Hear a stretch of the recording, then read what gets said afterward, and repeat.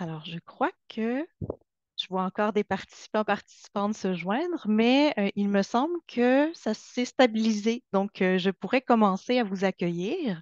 Voilà, je suis Karine Gendron du FRQSC, responsable de programme aux actions concertées.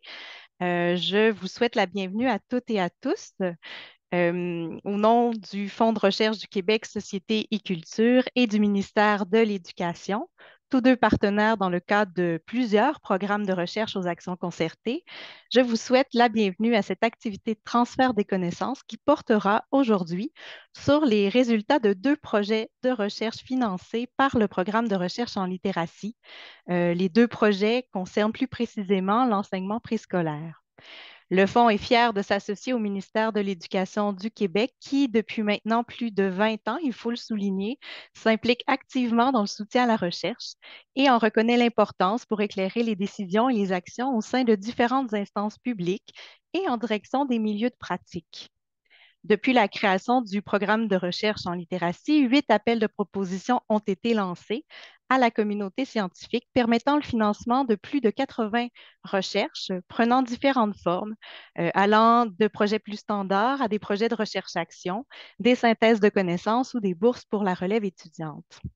L'objectif principal du programme de recherche en littératie est de favoriser le développement, le maintien et le rehaussement des compétences en littératie au Québec, tout en misant sur la création et la consolidation de partenariats entre les chercheuses et chercheurs, ainsi qu'entre les praticiens et praticiennes des milieux touchés par le sujet. Ce programme vise aussi à favoriser l'appropriation des résultats de recherche par les milieux utilisateurs et à en tirer des applications concrètes adaptées aux milieux scolaires ou communautaires. Les présentations réunies aujourd'hui ont eu le mandat de répondre à ces grands objectifs et les travaux qui vous seront exposés ont été soutenus par le Fonds et le ministère de l'Éducation du Québec dans le cadre de 2 appels de propositions distincts du programme de recherche en littératie, soit le concours de 2021 et celui de 2017, alors que le programme revêtait plutôt son ancien titre, celui de Programme de recherche sur l'écriture et la lecture. Un grand nombre de personnes est présent aujourd'hui, se trouve parmi nous, provenant d'horizons divers, présence qui suggère de façon assez manifeste que les recherches exposées aujourd'hui vous interpellent tout particulièrement et répondent à un besoin bien concret de plusieurs parties prenantes. Donc, je me suis déjà présentée. Je suis Karine Gendron, responsable de programme à la direction des actions concertées du FRQSC. Et c'est avec plaisir que j'assurerai l'animation de cette rencontre. Nous recevrons aujourd'hui Angélique Laurent, professeure au département d'enseignement au préscolaire et au primaire de la Faculté d'éducation de l'Université de Sherbrooke, qui sera d'ailleurs accompagnée de Samantha Bédard, professionnelle de recherche, et Claudia Dufour, étudiante au doctorat en psychoéducation, qui ont toutes deux contribué à la réalisation du projet. Nous entendrons ensuite Annie Charon, professeure titulaire en éducation préscolaire au département de didactique de l'Université du Québec à Montréal, accompagnée de plusieurs personnes ayant aussi contribué à la recherche. Je les nomme, mais elles seront décrites plus tard. Donc, Cindy Lebel, Pascal Dominique Chaé, Erika Fauteux, Catherine Gosselin-Lavoie, Myriam Villeneuve-Lapointe. Je suis aussi accompagnée de ma collègue Audrey Asselin, notre fée de la technologie, qui est technicienne au FRQSC et responsable de l'organisation de la séance et de son opérationnalisation sur la plateforme de visioconférence Zoom. J'en profite d'ailleurs pour la remercier. C'est grâce à elle qu'on peut être ici aussi aujourd'hui. Avec nous également, nous avons Caroline Bégin, responsable de programme de recherche en littératie à la direction des politiques de la prospective, de la veille et de la recherche au ministère de l'Éducation. Elle a généreusement accepté d'agir à titre de modératrice à la période de questions qui suivra la présentation, questions qu'elle relayera à nos chercheuses invitées. Elle agira un peu comme votre porte-voix aujourd'hui. Vous n'aurez qu'à soumettre vos commentaires ou questions dans la section de discussion que vous pouvez identifier dès maintenant au bas de l'écran. Brièvement, par ailleurs, évidemment, il faudrait que je vous informe que les questions ne seront pas partagés à l'ensemble des participants, participantes. Seuls les panélistes y auront accès. Nous répondrons d'ailleurs à la fin de la présentation à vos questions, mais vous pouvez les inscrire dans la boîte de discussion au fur et à mesure qu'elles vous viennent en tête. Brièvement, pour les personnes qui seraient moins familières avec la mission du Fonds de recherche du Québec Société Culture, je rappellerai que celle-ci est notamment de promouvoir et d'appuyer financièrement le développement de la recherche dans les secteurs des sciences humaines et sociales, des arts et des lettres. Dans le cas des actions concertées du FRQSC, la particularité est que les programmes de financement offerts ont été conçus pour répondre aux besoins et préoccupations exprimés par des partenaires qui sont pour beaucoup des ministères, en l'occurrence le ministère de l'Éducation du Québec ici. Ceux-ci, en acceptant ce partenariat, adhèrent à deux principes centraux pour les fonds de recherche, soit la liberté académique et l'accès public aux résultats des projets financés. C'est pourquoi, au terme de chaque recherche menée aux actions concertées, le FRQSC et ses partenaires offrent une activité de transfert pour favoriser l'appropriation par les milieux utilisateurs des connaissances issues des recherches financées. Donc, je rappelle un peu comment se déroulera notre séance. Nous aurons deux présentatrices et leur équipe qui auront 30 minutes de parole, suivies de 15 minutes d'échange. Donc, on vous invite vraiment à poser toutes les questions qui vous viennent en tête, les commentaires même, c'est toujours bienvenu. Il faut dire que le public est assez varié. Vous provenez de différents milieux, vous avez différents intérêts. Ça peut être des ministères, j'ai vu des bibliothèques, j'ai vu également des enseignants, des enseignantes, des personnes des milieux universitaires, autant étudiants que professeurs. Donc, vous voyez, on a un grand bassin ici de personnes intéressées à en connaître plus sur vos deux sujets, sur les deux projets qui seront présentés. Et il ne faut vraiment pas hésiter à poser vos questions, interagir. Donc, sans plus tarder, j'inviterai l'équipe d'Angélique Laurent à prendre parole. Les autres personnes pourront fermer leur caméra pour laisser toute la place à Angélique Laurent, qui sera accompagnée de Samantha Bédard et de Claudia Dufour. Je me permets de dire quelques mots pour présenter la chercheuse principale, donc Angélique, qui est psychologue du développement de formation et professeur au département d'enseignement au préscolaire et au primaire de la Faculté d'éducation de l'Université de Sherbrooke. Son champ d'expertise concerne le développement de l'enfant en contexte éducatif et la pédagogie à l'éducation préscolaire. Ses intérêts de recherche portent sur le développement des filles et des garçons entre 4 et 8 ans en contexte familial et scolaire. Ces projets actuels visent à documenter les pratiques des agents de socialisation qui œuvrent auprès des enfants et à mieux comprendre comment ces derniers contribuent au développement et aux apprentissages de ceux-ci au début de leur scolarisation dans une perspective de développement global et de réussite éducative. Elle est membre régulière du groupe de recherche et d'intervention sur les adaptations sociales de l'enfant et de l'Université de Sherbrooke. Donc, je vous invite dès maintenant à partager votre présentation et je vous cède la parole pour ce projet qui s'intitule Communication orale et écrite au préscolaire. Quelles activités éducatives sont bénéfiques pour encourager les interactions sociales et favoriser le langage des enfants?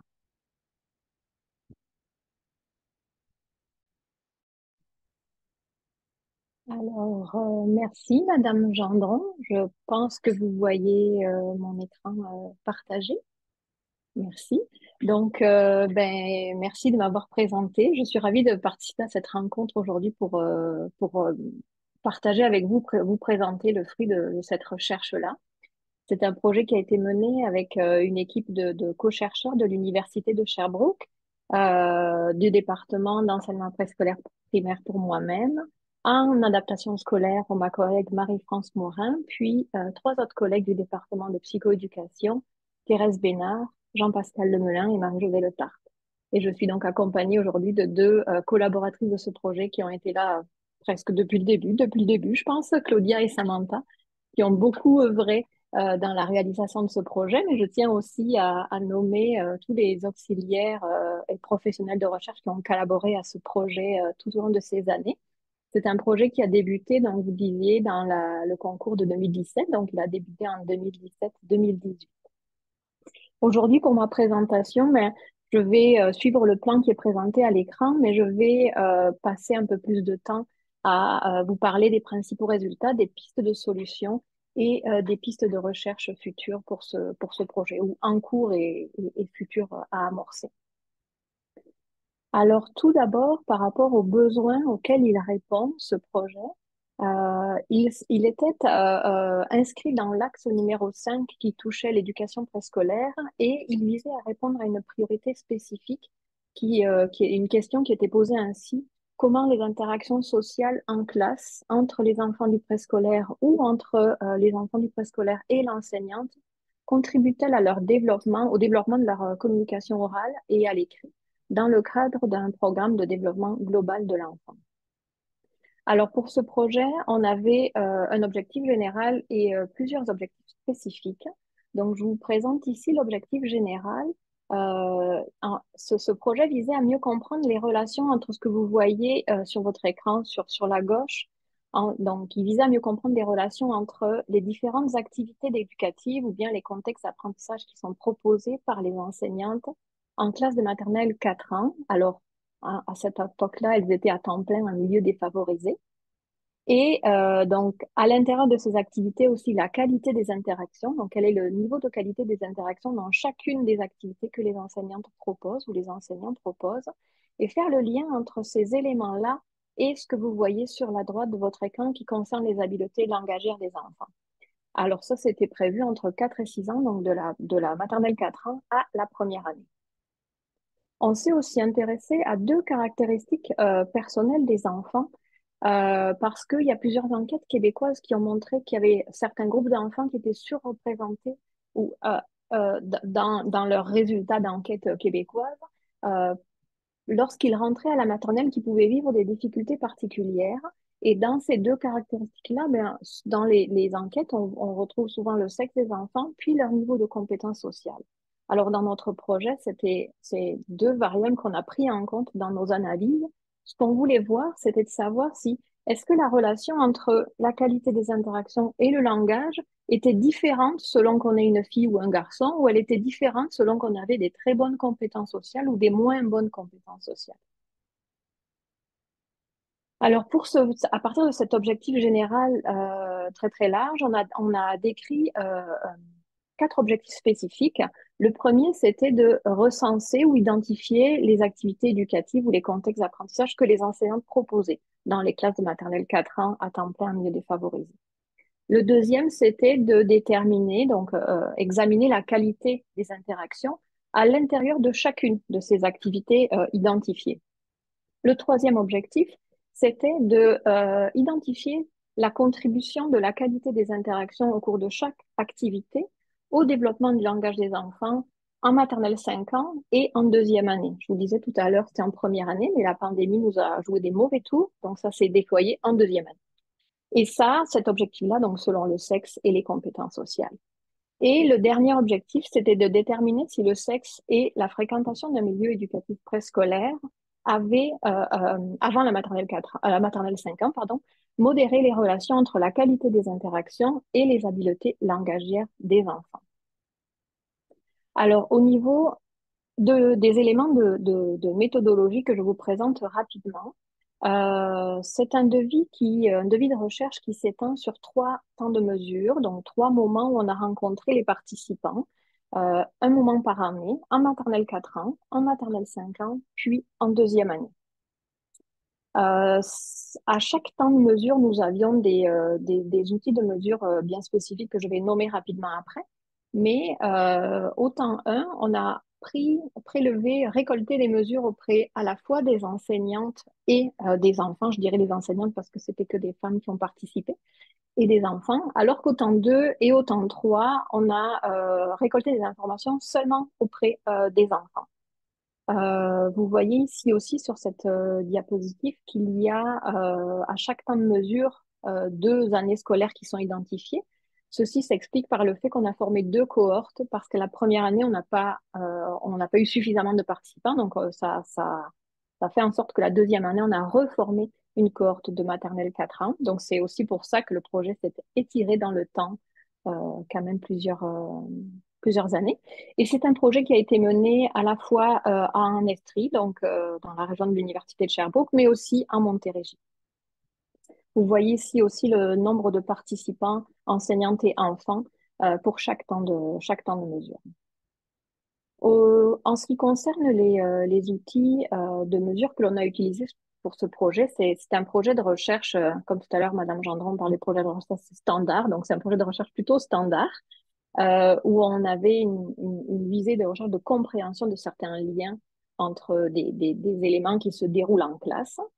Donc, au niveau des outils de mesure, auprès des enseignantes, comme vous pouvez le voir dans le tableau ici, on a utilisé tout d'abord un journal de bord que les enseignantes ont complété,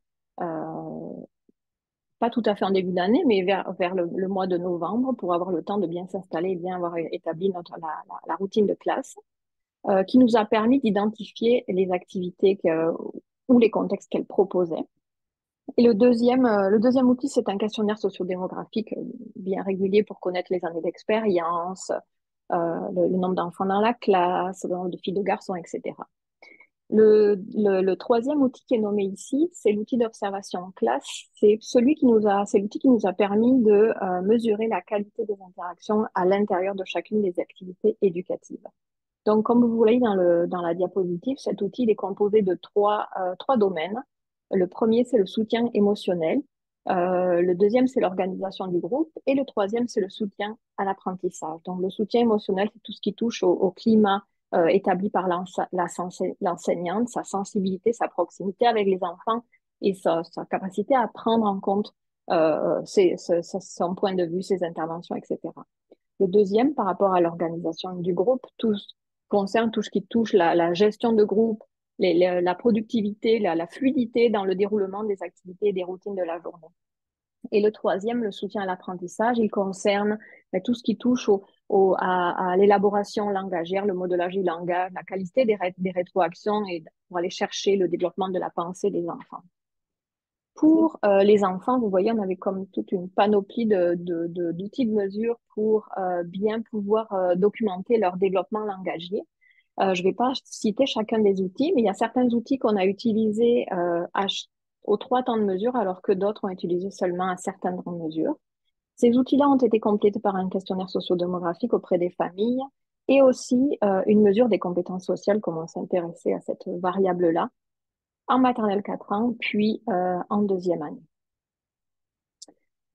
Au niveau des résultats généraux que je vais présenter ici, alors je voudrais tout d'abord vous dire que je ne vais pas présenter tous les résultats. J'en présente certains, mais le diaporama qui est partagé avec vous, je les ai tous mis dedans, puis ils sont aussi dans le rapport de recherche qui est disponible sur le site du fonds. Pour l'objectif numéro 1, par rapport à l'identification des activités éducatives, donc il y a eu, on a pu se rendre compte, sans grande surprise, que ce que proposent les enseignants le plus fréquemment sont les 5 activités ou contextes qui sont nommés ici. Donc le premier, la causerie, la lecture d'histoire, l'activité dirigée qui prenait très, très souvent, principalement la forme d'un bricolage, le jeu qui avait différentes formes et la collation. Donc ça, c'était pour répondre à l'objectif 1. Après ça, donc, on a mesuré la qualité des interactions dans ces 5 activités éducatives-là. Donc, vous voyez les résultats dans cette diapositive. Pour comprendre celle-ci, ce que vous avez besoin de savoir, c'est que la qualité des interactions se mesure avec un score qui va de 1 à 7. Le 1 indique que la qualité des interactions est très basse, alors que le 7 indique un score très élevé. Et pour chacun des domaines, il y a des dimensions à l'intérieur. Donc, je ne vais pas détailler tout ça parce que vous pourrez aller voir les informations dans le rapport.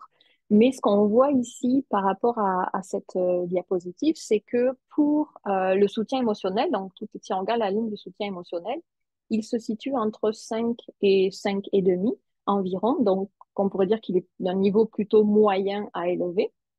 Ce qui est sensiblement la même chose pour... Oups, j'ai perdu mon écran là. Pardon. Ce qui est sensiblement la même chose pour l'organisation du groupe qui se situe entre 5 et 5,2, donc d'un niveau moyen à élevé. En ce qui concerne le soutien à l'apprentissage, soit la dernière ligne de mon tableau, il se situe entre 2,1 et 3,12 environ. Donc là, on peut dire qu'il est d'un niveau faible à moyen. On peut aussi remarquer, si on regarde un peu plus par colonne le tableau, donc par activité éducative, que c'est lors de la causerie que le niveau de la qualité des trois domaines semble le plus élevé. Alors, je dis bien semble, et j'ai pas fait de test pour le mettre en évidence, mais c'est ce qu'on peut voir. Puis la collation, puis le jeu et l'activité dirigée sont les contextes où les scores, les moyennes sont les moins élevés. Mais tout ça est à prendre avec beaucoup de précautions car ce ne sont pas des éléments qu'on a testés avec des analyses statistiques, ce qui pourrait être fait cependant. Pour les résultats pour le troisième objectif, alors j'aimerais tout d'abord mentionner que il y a beaucoup de résultats que je vais vous présenter là, mais je vais essayer d'être claire dans ma présentation, mais il n'y a pas une ligne directrice claire et convergente dans les résultats. Il y a une certaine disparité qui est observée dans les résultats. Donc, ici, je vous présente les résultats pour tous les enfants confondus. Alors, ce qu'on peut voir ici, c'est que entre la maternelle 4 ans et la maternelle 5 ans, on peut voir que lorsque l'organisation du groupe est élevée pendant la causerie, mais ça fait en sorte que c'est associé à des habiletés de vocabulaire réceptif qui sont plus élevées chez les enfants en maternelle 5 ans. On peut voir aussi que dans nos résultats, lorsque le soutien à l'apprentissage est élevé pendant l'activité dirigée, ça c'est associé négativement à des habiletés à répéter des phrases. Donc, lorsque le niveau de soutien à l'apprentissage est élevé, les habiletés à répéter des phrases est plutôt bas. Et la dernière association qu'on observe, ça va dans le même sens. Oups, pardon. C'est lorsque le soutien à l'apprentissage il est élevé pendant la lecture d'histoire, mais on constate que la capacité des enfants à connaître les fonctions et les conventions de l'écrit est plutôt basse. Après ça, entre la maternelle 4 ans et la deuxième année, ce qu'on observe, c'est un seul résultat qui a été mis en évidence ici, c'est lorsque le niveau d'organisation du groupe, donc tout ce qui touche à la gestion de classe, à la routine, etc., est élevé pendant le jeu. Ça fait en sorte où c'est associé à des habiletés de vocabulaire réceptif, donc de compréhension du vocabulaire des enfants qui sont moins élevées. Après ça, je vous présente les résultats en lien avec le sexe des enfants. Donc ici, rappelez-vous, on cherche à voir est-ce que les liens qu'on a voulu mettre en évidence entre la qualité des interactions par activité et le langage des enfants étaient différents selon le sexe de l'enfant. Et ce qu'on peut voir ici, c'est que, alors il y a plusieurs résultats qui sont ressortis, je ne vais pas les nommer tous dans le détail, mais ce qu'on peut voir ici, c'est que euh, de façon générale, vous voyez sur les bandeaux rouges que j'ai identifiés, c'est pour les garçons, pour les filles, pardon, c'est pour les filles qu'on observe plus souvent des liens entre la qualité des interactions dans les activités et les habiletés langagières considérées. Donc, vous voyez sur tous les résultats qui sont présentés ici, la très grande majorité, en fait, tout sauf un, concerne les filles. Donc, ça, ce que ça veut dire, c'est que selon nos résultats, il reste encore à répliquer forcément, selon nos résultats, ça semble à montrer que cette qualité des interactions élevées bénéficie plus souvent aux filles et à leur développement langagier. Donc, c'est pour les filles qu'une meilleure qualité des interactions semble avantageuse dans notre échantillon, bien sûr. Ensuite, lorsqu'on regarde le niveau de compétence sociale, ici, on a aussi pu mettre en évidence des différences selon que les enfants ont des compétences sociales qui sont plus élevées ou moins élevées. Alors, ce qu'on a remarqué, c'est que lorsque l'organisation du groupe, le niveau de qualité d'organisation du groupe est élevé pendant la lecture de l'histoire, pendant la lecture partagée, c'est associé à des habiletés de reconnaissance des lettres et l'écriture élevé. Donc, plus l'un est élevé, plus l'autre est élevé, seulement pour les enfants qui ont des bonnes compétences sociales, qui ont des compétences sociales élevées. Donc ça, c'est le résultat qu'on a observé pour les enfants. Il y a des compétences sociales élevées. Mais ce qu'on a observé pour les enfants qui ont des compétences sociales moins élevées, moins développées, des moins bonnes compétences sociales, ben là, il y a beaucoup de résultats qui ont été mis en évidence, puis tant entre la maternelle 4 ans et la maternelle 5 ans, que entre la maternelle 4 ans et la deuxième année. Donc, vous pourrez regarder plus en détail le diaporama, mais ce qu'on voit ici, c'est que ben, il y a beaucoup de liens ou d'associations qui sont ressortis lorsque les enfants, pour les enfants dont les compétences sociales sont moins élevées. On peut voir ici les différents types de contextes où c'est ressorti la causerie, l'activité dirigée ou la lecture d'histoire. Et on peut aussi voir quelles habiletés langagières sont favorisées, sont plus, pro- profitent plus de ce niveau de qualité élevé. Ensuite, par rapport à l'objectif 4, ce qu'on voulait voir, c'était voir si la qualité moyenne des interactions contribue aussi au développement langagier. Donc là, on n'a plus considéré les résultats par activité, mais on les a considérés de façon globale. Et ce qu'on observe, c'est qu'il y a euh, euh, trois habiletés ou trois éléments du développement langagier qui bénéficient d'un niveau de qualité élevé. Donc, le premier, c'est lorsque le soutien émotionnel, l'organisation du groupe et le soutien à l'apprentissage, soit les trois domaines de l'outil d'observation classe, sont élevés, alors les enfants, l'ensemble du groupe, a de meilleures habiletés de vocabulaire expressif. Après ça, lorsque le soutien à l'apprentissage est élevé, les enfants ont de meilleures notes, alors évaluées par l'enseignant, en français sur le plan de la communication. Et lorsque le soutien émotionnel et l'organisation du groupe sont élevés, alors ceci est associé à des notes en français écriture plus élevées également. Je poursuis avec des éléments en lien avec les retombées de ce projet. Alors, il y a des retombées qui sont immédiates. Une retombée tangible de ce projet, c'est la production de données longitudinales qui permettent de brosser un portrait de l'évolution du développement langagier des enfants à l'oral et en éveil à l'écrit entre la maternelle 4 ans et la deuxième année. Puis aussi la production de données vidéo en maternelle 4 ans. Alors, c'est une retombée qui s'applique, qui est vraiment propre à la recherche, mais pour moi, en tant que chercheuse, cette retombée est centrale dans un souci de mutualiser les données qu'on récolte et de valorisation des fonds publics. Puis d'ailleurs, par rapport à cette retombée-là, il y a trois étudiantes de niveau baccalauréat qui ont réalisé leur projet sur ces données dans le cadre d'un stage d'été d'initiation à la recherche. Au niveau des retombées qui sont prévues, alors des retombées, ces retombées-là, c'est surtout sur le plan de la formation initiale et de la formation continue. Et ces retombées-là, en fait, concernent l'adaptation ou la bonification des activités pédagogiques en formation initiale à l'enseignement préscolaire et au primaire. Puis ça, c'est vraiment une retombée sur laquelle qui est importante dans mon rôle d'enseignant, de formatrice à l'université.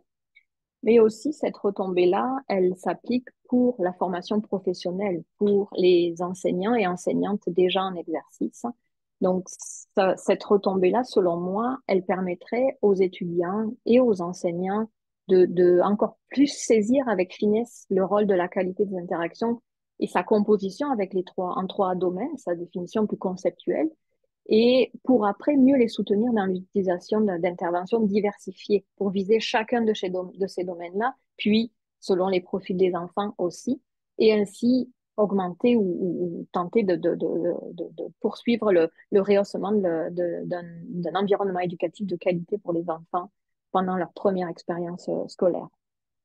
Puis j'indique ici sur la diapositive cette retombée, elle devrait avoir une centration avec mettre une emphase sur le soutien à l'apprentissage parce qu'on a vu que c'était le domaine d'interaction pour lequel le niveau était le moins élevé. Et en fait, cette emphase-là ou cette centration-là permettrait d'avoir des pratiques qui amènent les enfants à développer leur capacité à penser, à réfléchir par eux-mêmes, à approfondir leurs connaissances et leurs compétences et à acquérir des habiletés langagières encore plus élaborées. Et cette centration aussi pourrait se faire sur certaines activités éducatives ou contextes d'apprentissage qui semblent moins porteurs ou bénéfiques pour les enfants. Je parlais tout à l'heure, par exemple, du jeu ou de la collation. Je nommerai maintenant les limites de ce projet. Bien sûr, le projet a des retombées, des forces, mais aussi certaines limites. Et les résultats de cette recherche nécessitent d'être compris en tenant compte de ces limites-là. Parce que les résultats d'un projet de recherche, c'est une photographie partielle de ce que font les enseignants et enseignantes, c'est une photographie partielle du niveau de développement des habiletés langagières des enfants. Alors, la première limite, c'est lié aux spécificités de la maternelle 4 ans. Je l'ai dit tout à l'heure, c'est une maternelle 4 ans à temps plein en milieu défavorisé.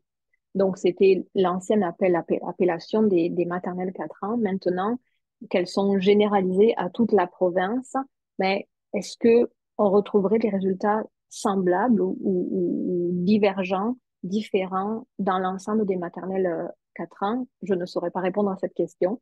Mais ce changement majeur par rapport aux orientations ministérielles avec l'ouverture des maternelles 4 ans amène à se questionner sur la généralisation des résultats que l'on a obtenus pour ce projet. Et ce qui m'amène aussi à dire que donc ces résultats sont à prendre avec prudence si on cherche à comprendre les dynamiques interactionnelles dans l'ensemble des classes de maternelle 4 ans du Québec, parce que ça serait extrapolé finalement. Au niveau des limites que je cherche, que je cite ici, qui sont des limites sur le plan de la réalisation de la recherche, ben, c'est sûr que la taille d'échantillon, elle est intéressante, mais elle est jamais suffisante, je pense, en recherche plus fondamentale. Donc, on aurait besoin d'avoir un échantillon qui est plus grand. Donc, ça, c'est une limite claire. Une attrition entre les temps de mesure. Les données longitudinales sont d'une grande richesse pour comprendre le développement des individus, mais elle vient avec cette richesse-là vient aussi avec des difficultés à retrouver les enfants ou les familles, ou bien que ces personnes-là refusent de participer à nouveau pendant les temps de mesure subséquents. La troisième limite que je nomme ici, c'est par rapport au type d'outils de mesure que nous avons utilisés. Alors, ce sont des mesures qui sont standardisées et qui sont passées directement auprès des enfants, mais qui reflètent pas les habiletés langagières des enfants en contexte naturel. On aurait pu les observer pendant des interactions avec leurs amis et avoir une autre idée de leurs habiletés langagières. Donc, ça aussi, c'est une limite qui est liée au type d'outils qu'on a utilisé. Puis s'ajoute à ça les limites liées à la pandémie qui nous a fait pédaler difficilement à certains moments dans la réalisation du projet. Après ça, je donnerai quelques mots sur les pistes de solutions ou d'actions que j'ai déclinées en trois types de pistes de solutions et d'actions. Pour les décideurs politiques et les gestionnaires, ben, selon moi, la qualité des interactions devrait faire partie des priorités ministérielles parce qu'on voit puis on voit que pas seulement avec notre projet, mais de façon générale dans la littérature, on voit qu'elle a une place centrale dans les éléments qui contribuent aux apprentissages et au développement des enfants. Donc, établir la qualité des interactions comme une priorité en visant son rehaussement de différentes façons. Puis j'en parlais un peu tout à l'heure dans les retombées, avec la formation initiale et continue des professionnels. Donc, par exemple, le développement de dispositifs d'accompagnement pour les enseignants en exercice, qui serait une piste d'action très pertinente. Et aussi du soutien en termes de ressources humaines, mais aussi sur le plan des ressources de matériel pour les professionnels et les professionnels à l'éducation préscolaire.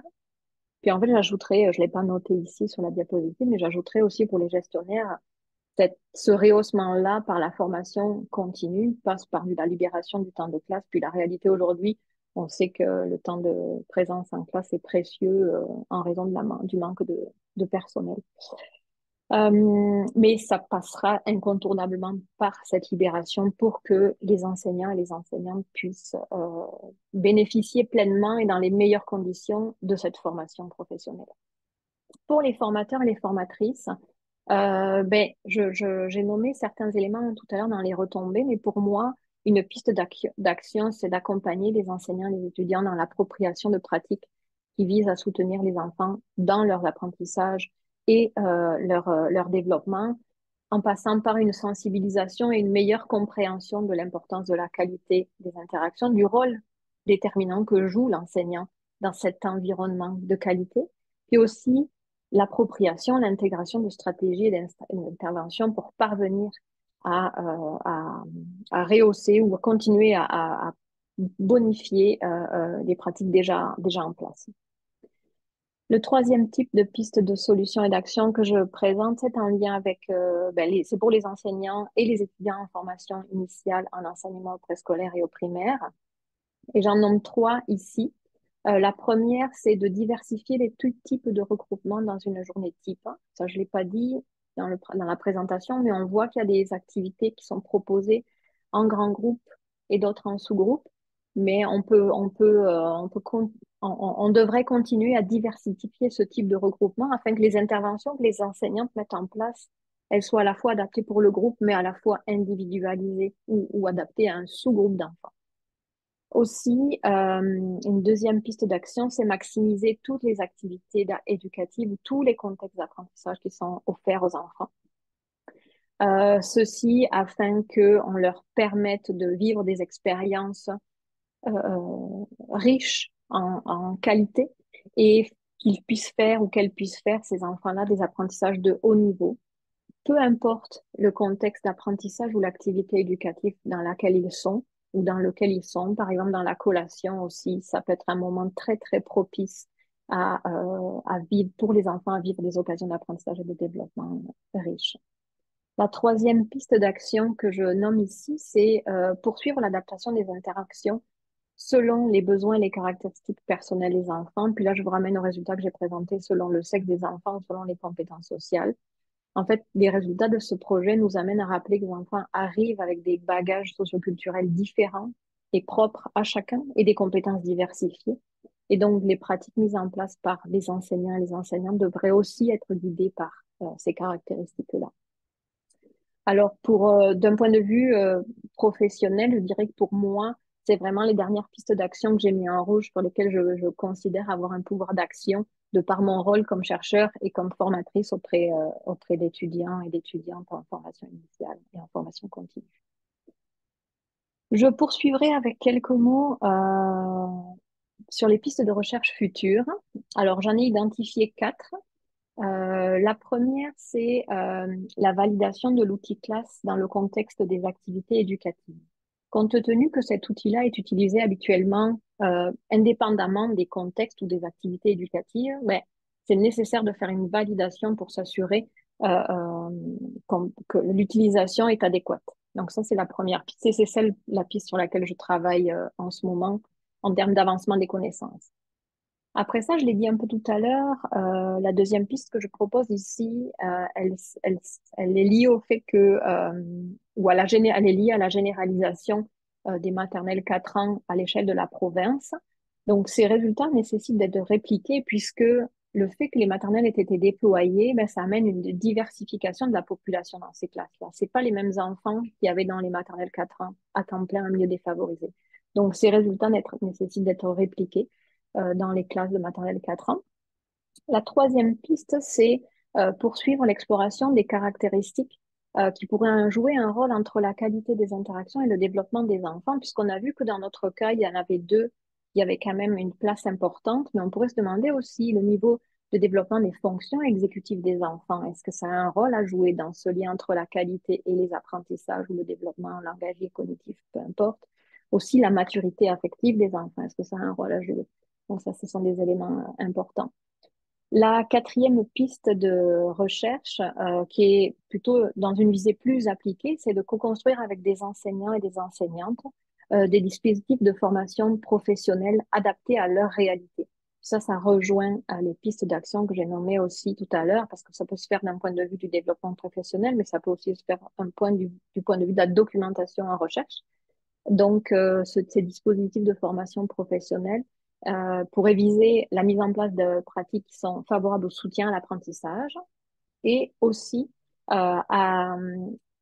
favorable à la qualité, au rehaussement de la qualité des interactions dans des contextes d'apprentissage précis comme la collation ou le jeu libre. Et de mon point de vue, ben, la première et la dernière piste de recherche future sont celles sur lesquelles qui sont prioritaires. La première pour l'avancement des connaissances, la dernière pour les besoins du milieu. Euh, donc voilà. Euh, je termine en remerciant tous mes collègues qui ont participé à ce projet, professeurs, étudiants, professionnels, le fonds de recherche, Société Culture et le ministère qui ont généreusement financé ce projet, mais d'abord et avant tout les enfants et les familles et les enseignants et les conseillers pédagogiques parce que c'est eux qui sont au cœur de ce projet, puis c'est eux qui ont permis la réalisation de ce projet. Alors, merci beaucoup pour votre attention. C'est nous qui vous remercions pour cette présentation très claire, très intéressante. Je vais passer la parole à Caroline, mais je voudrais quand même souligner, on apprécie aussi beaucoup vos efforts, tout le travail que vous mettez dans la formation de la relève étudiante, il faut le souligner. C'est quand même une valeur, une des missions principales aussi du FRQSC. Et là, on le voit bien dans votre projet, hein, vous en parlez. Vous avez mutualisé des données qui ont pu être utilisées par des Mhm. étudiants, des étudiantes. Donc, ça, c'est très précieux. Donc, je cède l'animation de la période de questions à Caroline Bégin. Alors, à moi aussi, Angélique, de vous me remercier pour votre persévérance dans ce projet de recherche longitudinale avec la pandémie qui a eu lieu. Là. Merci beaucoup d'avoir poursuivi les travaux parce que c'est précieux d'avoir des données longitudinales Mhm. au Québec. Là. J'ai une petite précision. On a la chance d'accueillir avec nous cet après-midi la responsable des programmes de l'éducation préscolaire, Mme Christiane Dachinson, qui nous précise que l'implantation des maternelles 4 ans n'est pas encore universelle. Elle se fait encore progressivement. Aussi, je vois qu'il y a une question de la part de Dominique Hébert au sujet de la fameuse échelle, l'instrument de mesure classe. Vous en avez abordé un petit peu, mais lorsqu'on parle du soutien à l'apprentissage, qu'englobe-t-on? Ce qui est attendu des compétences du préscolaire? Alors, si je veux juste reformuler la question, mais c'est de savoir expliquer les domaines de la qualité des interactions, puis le lien avec le programme. C'est ça que je comprends. Expliquer en quoi consiste le soutien à l'apprentissage D'accord. dans Donc, l'échelle classe. oui, le soutien à l'apprentissage, en fait, il est composé de trois dimensions bien précises. La première, c'est en lien avec le développement de concepts, donc tout ce qui touche aux pratiques de l'enseignante qui vont aider les enfants à approfondir leur compréhension de différents éléments dans le quotidien, mais aussi à l'extérieur de la réalité de la classe. Il y a aussi une autre dimension qui touche à la qualité de la rétroaction. Donc, quel type de rétroaction les enseignants et les enseignantes font auprès des enfants. Par exemple, quel type de questions il ou elle pose, de quelle façon il les pose, quelle place il laisse ou elle laisse à leurs interventions et à leurs questionnements. Donc, c'est à la fois comment est-ce que je réponds, mais quelle place aussi est donnée. Et après aussi, il y a une troisième dimension qui est le modelage langagier.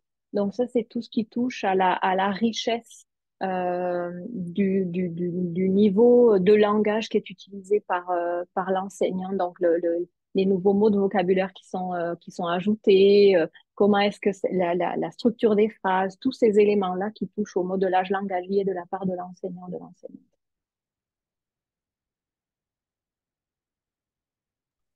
Merci.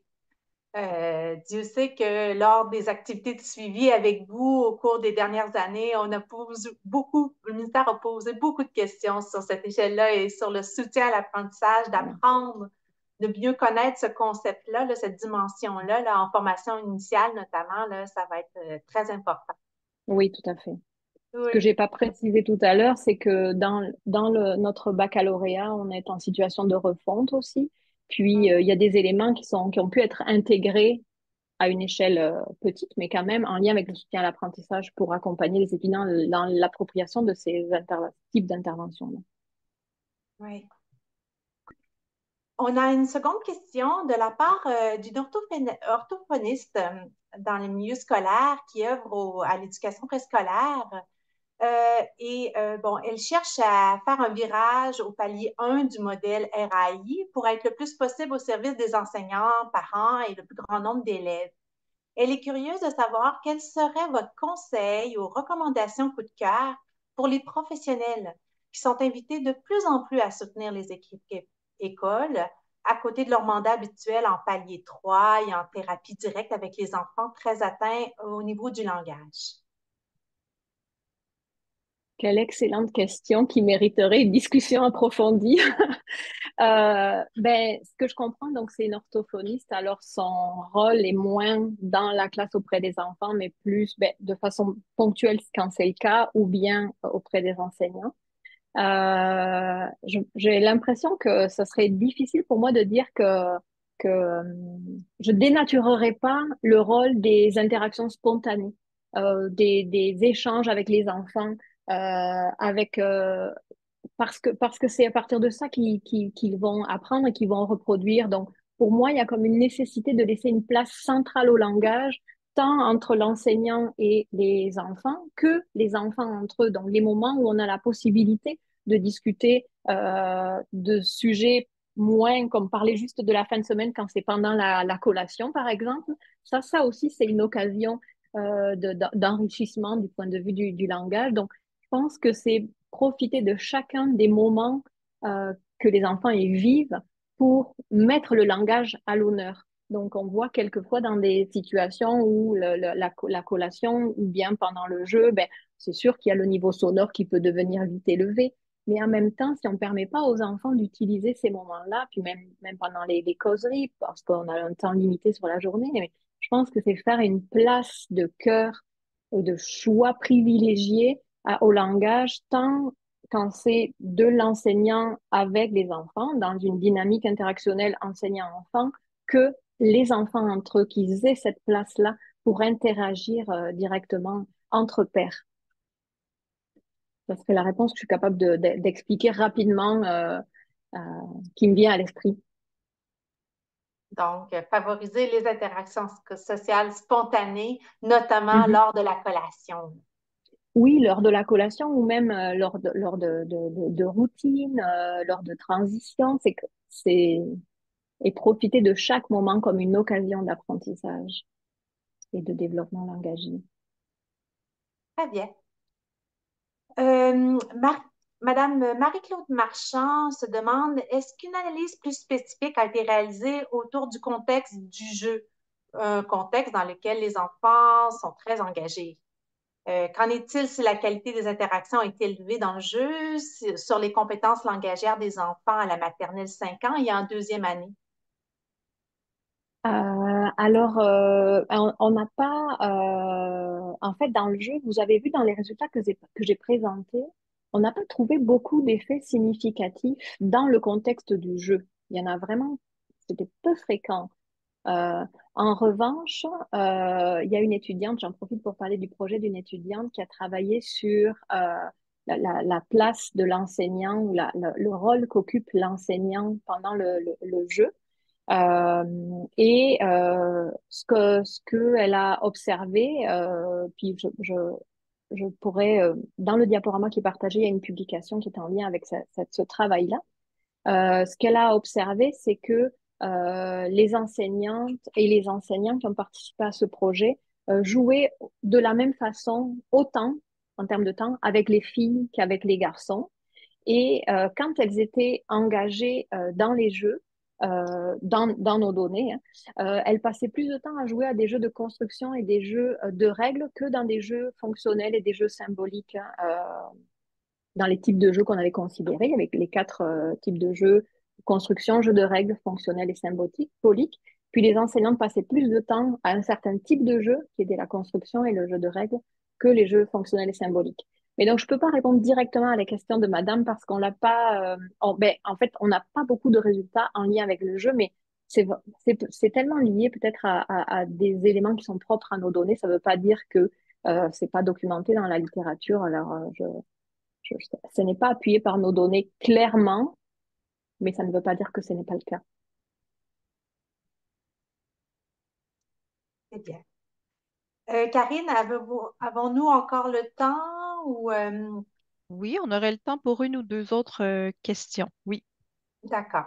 Ben, attendez, là, je vous dis ça. Non, en fait, il faudrait. Je vais pas. Pardon, moi, je vous dis ça. Moi, je laisse toujours beaucoup de temps. J'aime cette période d'échange. Oui, on commence à 14h30 la prochaine. Donc, oui, on aurait encore deux questions, une ou deux questions s'il y en a. Très bien. En fait, moi, je vais oser en poser une. Bon, j'ai lu dans le rapport, mais notamment pour ce qui est des résultats portant sur les garçons. Est-ce que vous Mhm. avez des recommandations, des pistes de solutions? Parce que lors de votre présentation, vous êtes arrêté sur un résultat significatif pour les filles. Mais Mhm. qu'avez-vous trouvé comme piste de solution en ce qui a trait aux garçons?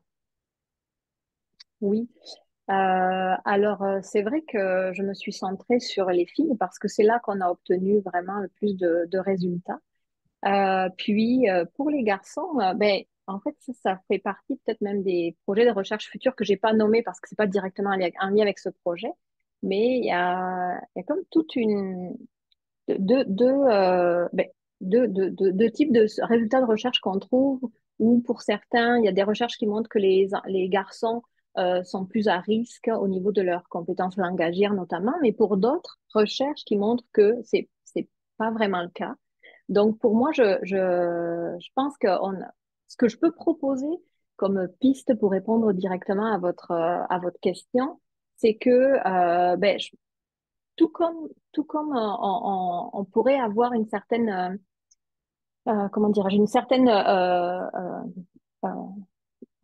tendance à encourager certains types d'activités ou de jeux selon le sexe de l'enfant, mais peut-être essayer de se freiner ou s'arrêter dans cet élan professionnel, mais aussi personnel, comme parents, on fait ça aussi, selon qu'on a des garçons ou des filles, pour essayer de voir à nos pratiques qu'elles soient semblables pour les filles et les garçons. Par exemple, quand on demande de raconter un événement qui s'est passé, mais qu'on demande de le raconter autant à une fille qu'à un garçon, ou bien quand on demande de réaliser une performance physique ou comme un parcours moteur dans la classe, ben, qu'on le demande autant aux filles et aux garçons. Donc, qu'on essaie un peu comme professionnel, mais aussi comme intervenant auprès des enfants, qu'on soit un rôle d'enseignant ou autre, d'essayer de freiner un peu notre élan naturel à demander certaines choses avec les garçons et d'autres choses avec les filles, euh, en lien avec des stéréotypes de genre et des stéréotypes sexuels.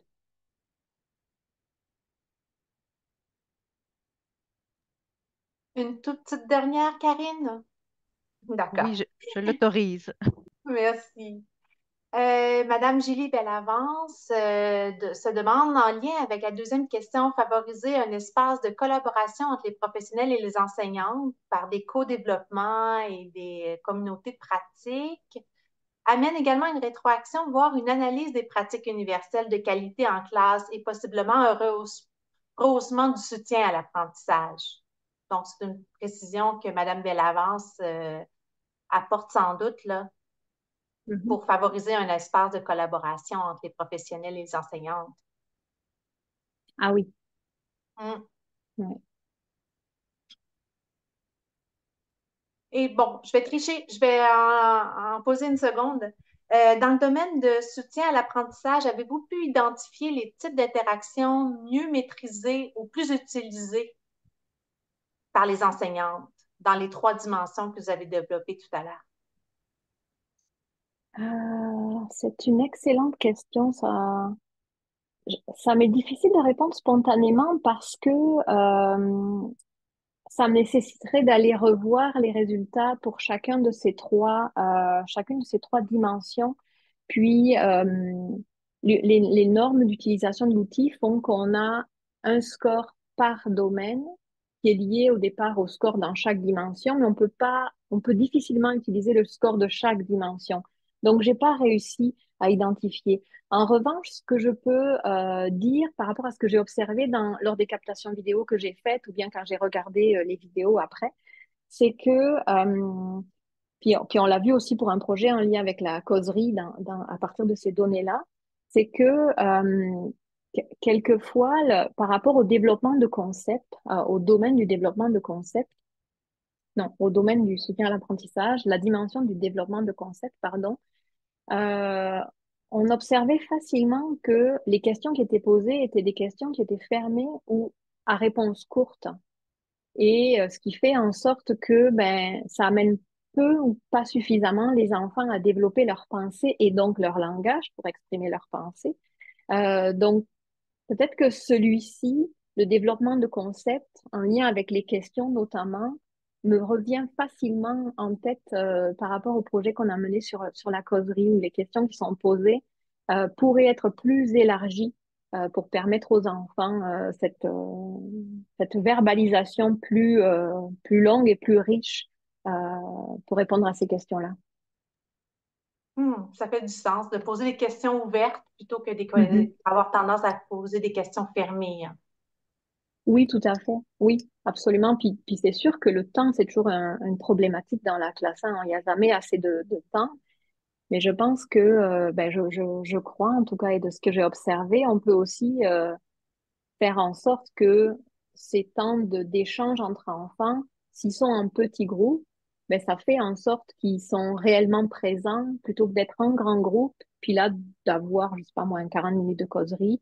Et donc, on peut pas avoir tous les enfants qui peuvent échanger pendant un bon moment. Et les autres qui doivent être attentifs à ce qui se dit. Chose quasi impossible, 40 minutes de pause en maternelle 4 ans.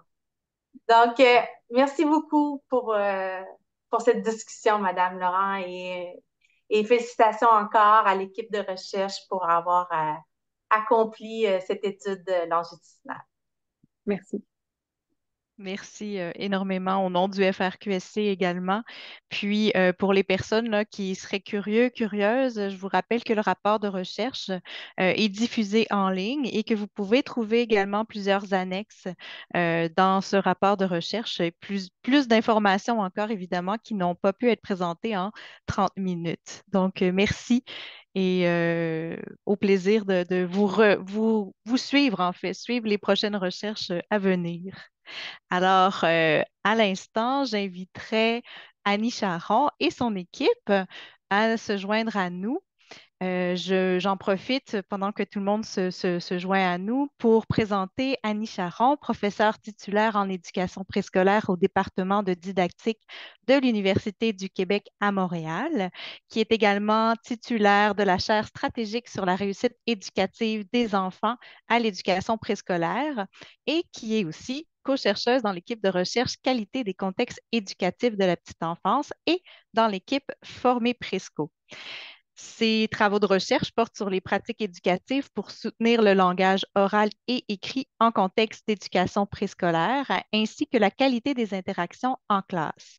Elle a co-dirigé plusieurs ouvrages pédagogiques, j'en nomme deux ici, La lecture et l'écriture, fondements et pratiques à l'éducation préscolaire et au premier cycle du primaire, paru en euh, 2022 aux éditions de La Chenelière, et L'éducation préscolaire au Québec, fondements théoriques et pédagogiques, publié en 2021 aux presses de l'Université du Québec. Donc, sans plus tarder, je lui cède la parole et nous présentera les résultats d'un projet ici de recherche-action intitulé Intervenir en formation initiale pour permettre aux futurs enseignants de s'approprier des pratiques efficaces et de mettre en place des conditions favorisant le développement de l'émergence de l'écrit à l'éducation préscolaire. À vous la parole. Alors, bonjour tout le monde, ça me fait plaisir d'être là aujourd'hui pour vous présenter notre projet de recherche très ambitieux à présenter en 30 minutes. Alors, il y aura beaucoup de petites choses que vous aurez la chance de découvrir dans le rapport qui est déjà en ligne. Alors, sans plus tarder, je vous présente le titre de notre projet, donc d'intervenir en formation initiale pour permettre aux futurs enseignants de s'approprier des pratiques reconnues et de mettre en place des conditions favorisant le développement de l'émergence de l'écrit à l'éducation préscolaire. Alors, ma présentation là, suivra un plan assez classique là, pour les activités de transfert. Donc, présentation des membres de l'équipe de recherche, le contexte de la recherche pour vous situer. Et ensuite, on rentrera rapidement dans les objectifs où on fera un petit clin d'œil sur la méthodologie, mais surtout sur les résultats.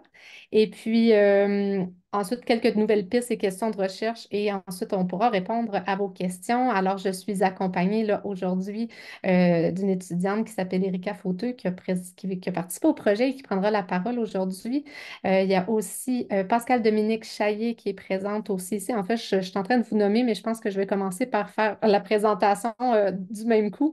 Alors, j'ai toute cette belle équipe-là de chercheurs qui viennent de différentes universités, donc 6 universités au total, et en plus avec le Centre de services scolaires de Montréal. Et puis, j'ai pu compter aussi sur la participation de Julie Lachapelle pour la rédaction du rapport. Et toute cette belle gang de co-chercheuses-là, on a pu réaliser ensemble le projet. Donc, aujourd'hui avec nous, Pascal-Dominique Chaillé est là, Catherine Gosselin-Lavoie également et Myriam Villeneuve-Lapointe qui pourront, avec Erika, aussi répondre à vos questions à la fin de la présentation. Alors, sans plus tarder, je voulais faire un petit remerciement aussi à nos trois, qui ne sont pas co-chercheuses, mais collaboratrices au projet, dans le sens qu'elles ont été engagées comme expertes pour valider les contenus que l'équipe de base avait mis en place. Donc, je voulais remercier entre autres Françoise Armand de l'Université de Montréal, Isabelle Montesino-Gelais de l'Université de Montréal aussi et Stéphanie Duval de l'Université Laval. Et vous voyez en dessous ce pourquoi nous les avons engagées à titre d'experts. Alors, sans plus tarder, je vous explique un peu le contexte de notre recherche. Donc, dans l'appel qui s'intitulait Littératie en contexte d'éducation préscolaire, nous avons ciblé le besoin numéro 2. Donc, ce besoin-là, en quoi il concernait, c'était d'identifier les conditions à mettre en place pour favoriser la réussite des premiers apprentissages en lecture chez les enfants de 4 à 6 ans. Donc, vous allez voir, là, on a débordé de la lecture, on est allé en lien avec le langage oral, langage écrit, premiers apprentissages, lecture et écriture. Donc, ce qu'on sait jusqu'à présent, c'est qu'on sait que c'est important d'avoir des expériences littératiques à la maternelle 4 ans et 5 ans pour favoriser leur réussite en émergence de l'écrit et leur réussite éducative en général aussi. Ce qu'on constate aussi dans les écrits scientifiques, c'est qu'on présente quand même des pratiques qui sont reconnues par la recherche en émergence de l'écrit dans le domaine de l'éducation préscolaire précisément. Par contre, même si on connaît plein de choses, on sait qu'il existe des recherches qui ont démontré que certaines pratiques sont plus pertinentes que d'autres. On a même un outil de recherche qui nous présente quelles sont les pratiques gagnantes. On en parlera tout à l'heure. Mais malgré qu'on sait tout ça, on se rend compte par contre que quand on va en classe pour évaluer la qualité des pratiques enseignantes en ce qui concerne l'émergence de l'écrit, donc langage oral et langage écrit, et quand on regarde aussi, pour faire un clin d'œil à la présentation d'Angélique sur la qualité des interactions qu'on retrouve en classe, on se rend compte des fois que les enseignants ne saisissent pas toutes les occasions qu'elles pourraient saisir en lien avec l'émergence de l'écrit. Et on sait aussi que pour ce qui est de la qualité des interactions, notamment sur le soutien à l'apprentissage, comme Angélique vient de le présenter, c'est généralement faible chez les enseignantes en exercice. Alors, qu'en est-il de nos étudiants qui sont en formation? Donc, si on se rend compte sur le terrain qu'il semble y avoir des faiblesses, bien peut-être qu'on peut remonter à la formation initiale en se demandant est-ce que nos étudiants sont suffisamment formés et est-ce qu'on a assez de cours à l'éducation préscolaire dans nos formations initiales qui regroupent éducation préscolaire et enseignement primaire. Du moins, à l'UQAM, peu de cours sont reliés à l'éducation préscolaire. Alors, une fois qu'on a tout ce petit contexte de recherche-là, on s'est dit qu'on pourrait intervenir en formation initiale. Donc, je ne vous relis pas notre titre de tout à l'heure, mais ce titre-là était notre objectif principal. Donc, on voulait vraiment que nos étudiants s'approprient des pratiques qui sont reconnues par la recherche scientifique dans le domaine de l'éducation préscolaire précisément. Donc, quand je parle d'émergence de l'écrit, bien entendu, je me situe à l'éducation préscolaire. Donc, ce sont des apprentissages qui sont non formels. Donc, c'est vraiment pour mettre la table sur des connaissances, des habiletés, des stratégies et des attitudes reliées à l'émergence de l'écrit. Alors, cet objectif-là se déclinait en quatre objectifs plus spécifiques. Donc, dans un premier temps, on souhaitait développer un dispositif de formation et d'accompagnement professionnel car on est dans un projet de recherche-action. Donc, on veut vraiment travailler avec les étudiants. Donc, dans le cadre de leur formation initiale, puis pour vraiment les préparer encore plus à leur stage et les accompagner dans leur stage à l'éducation préscolaire. Ensuite, comme on a mis en place un dispositif, on voulait mesurer la qualité des interactions et des pratiques en émergence de l'écrit des étudiants parce que nous, on les a formés à ça. Alors, on voulait aller voir est-ce que ça a eu un impact réel d'avoir suivi cette formation-là, qu'ils voulaient bien entendu en parallèle en plus à leur formation initiale. Ensuite, on a voulu documenter les apports du dispositif de formation. Et par la suite, on a voulu identifier, avec les étudiants, bien sûr, qui ont participé au projet de recherche, les conditions qu'on devrait mettre en place en formation initiale pour mieux les former. Alors, je vous résume ça en gros et on va y revenir pour chacun d'entre eux. Alors, qui a participé à ce beau projet de recherche-là? Donc, il faut savoir qu'à l'UQAM, on a 4 années de bac au BPEP.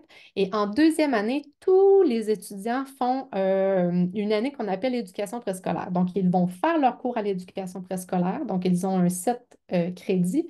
Et ensuite, tout le monde fait un stage obligatoire, donc le stage 2 à l'éducation préscolaire. Donc, nous, on a sollicité ces étudiants-là. Alors, sur la grosse cohorte d'étudiants qu'on a, on a 17 étudiants qui ont accepté de participer au projet. Je rappelle qu'on cherchait 12 étudiants initialement, mais on n'a pas pu refuser des étudiants motivés.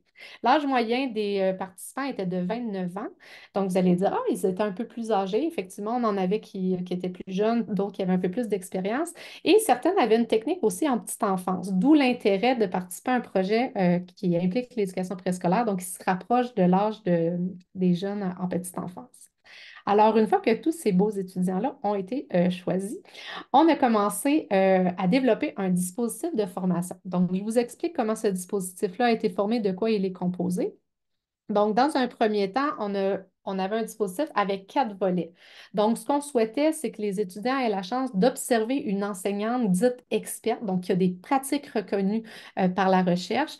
Comme on était en pleine pandémie, c'était difficile de se rendre, donc on a plutôt fait des vidéos d'une enseignante qu'on a analysées en groupe ensemble à l'UQAM.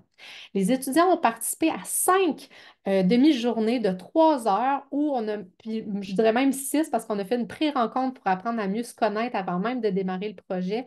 Donc, il y avait des présentations PowerPoint avec des contenus, on a fait des analyses, des mises en situation, on a analysé des vidéos, on a présenté des albums jeunesse, on a présenté des activités, on les a fait réfléchir à partir de questions. Ensuite, on est allé les observer en classe avec 2 outils que je vais vous présenter tout à l'heure et on les a accompagnés, c'est-à-dire qu'on s'est assuré de faire du suivi aussi avec chacun d'entre eux. Et à la fin, on les a amenés à remplir un questionnaire en sous-groupe puis à faire un entretien un peu plus grand. Donc, ce dispositif comprenait toutes les phases, les volets suivants. Alors, qu'est-ce que tout ça a donné? Donc, sur les 5 rencontres de 3 heures, voici les sujets qu'on a touchés. On a touché la qualité des interactions, on a touché le plurilinguisme, on est à Montréal, donc c'est une réalité vraiment présente. Et ensuite, en émergence de l'écrit, on est allé voir les habiletés de haut niveau, donc plutôt le vocabulaire, la compréhension en lecture et les habiletés de bas niveau. Donc, par exemple, la connaissance des lettres, la conscience phonologique. Et ensuite, on a fait un bilan lors de notre dernière rencontre. Plus précisément, on a abordé avec eux différents sujets. Je ne vous les présente pas tous parce qu'il y en a plusieurs, mais je vous en présente quelques-uns. Donc, on leur a présenté le modèle Teaching Through Interaction de Amr et Pianta. Donc, tout à l'heure, certains ont posé des questions à Angélique à savoir qu'est-ce que ça veut dire le soutien à l'apprentissage. Donc, ici, vous avez quelques indicateurs. Donc, pour le modèle Teaching Through, vous avez 3 grands domaines. Donc, le soutien émotionnel, l'organisation de la classe et le soutien à l'apprentissage. Et à l'intérieur, vous avez des petites dimensions avec chacun des indicateurs.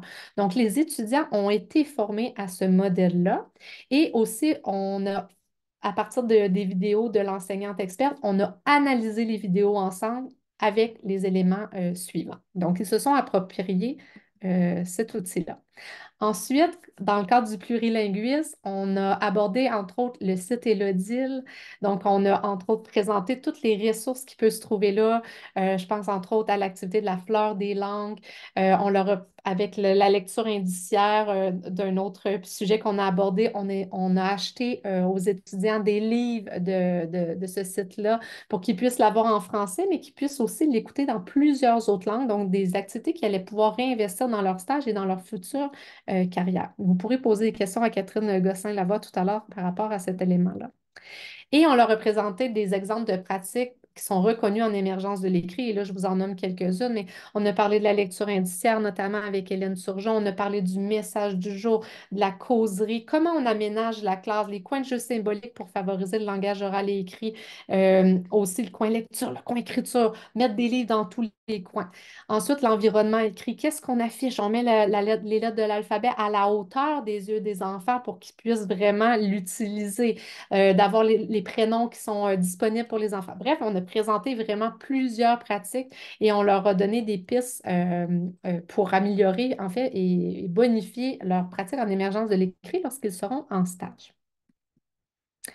Ensuite, pour l'objectif 2, qui était de mesurer la qualité des interactions et des pratiques en émergence de l'écrit, donc nos étudiants ont vécu les 5 demi-journées avec nous et ensuite, on est allé les observer en stage.